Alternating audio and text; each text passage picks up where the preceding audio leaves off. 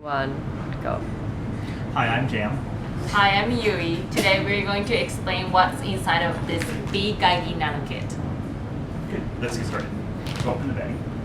Okay, It's a good start. it's a little stiff. There you go. Dump it out.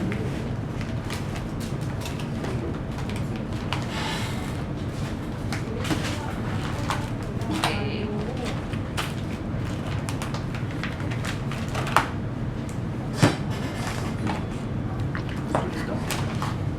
Okay. Okay, so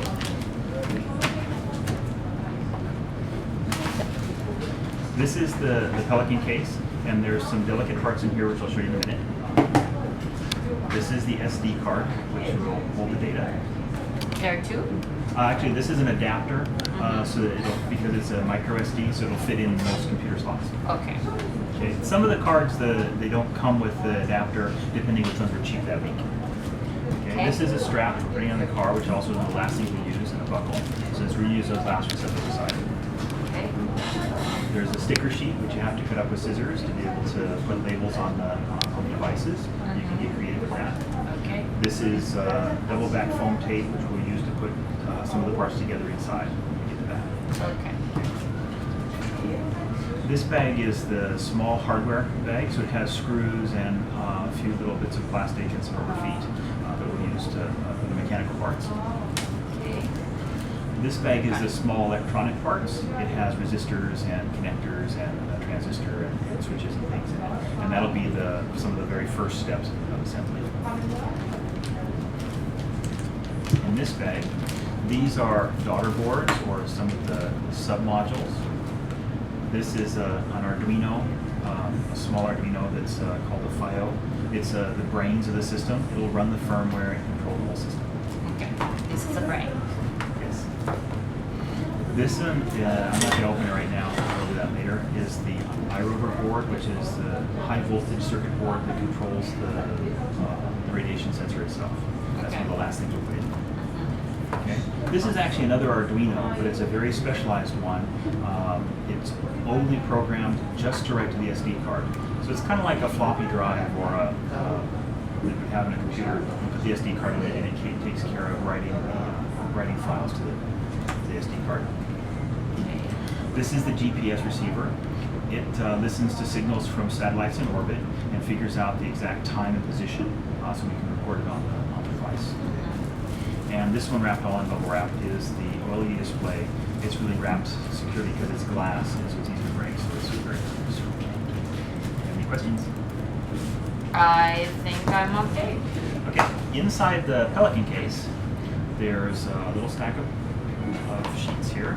Okay, the top three are the acrylic pieces that are going to form the frame of the device. There are three of these like beige ones. Well, they're clear plastic. They just have paper on one side. So once we peel the paper off, they'll be clear. I see. Okay. Three of them. This is the main circuit board. This is what connects all the different things together and is going to be the main focus of assembly. The assembly basically consists of sticking stuff onto here and soldering it and trimming it. Okay. There's a battery. You know, this battery is this shape, but lithium batteries are getting hard to source and ship around, so depending on what's available, it'll work with lots of different kinds of batteries, and some of them might have a smaller battery. You can get a very large battery, but this is a little harder to put in and really exceeds the specification we need. People who have special need to run for a long time might want to use a really big battery. Most of the kits will have a battery like this. And this one's kind of medium. Then also in this one, this is the most sensitive or the most fragile and expensive part of the kit. This is the Geiger sensor itself. You look at this, open the other side. Okay. So there's a side you should open, which is this side. Okay. It says open Slides this out. side. Right. Okay. So the back side of the sensor is steel, so it's actually quite durable. You can hold the edges. But this side is the thin membrane side. Now the kits we have in Japan, a metal grid is placed over it before we send the kits out. From what some of the other people assembling kits don't put the grid on; they just include it in the kit. So we'll have to have a separate explanation of how to install the grid. And we recommend putting the grid on as soon as possible because that protects the tube and will save a lot of grief if you were to have to break it. It's about $200, so you want to make sure you don't damage the tube during assembly. All right.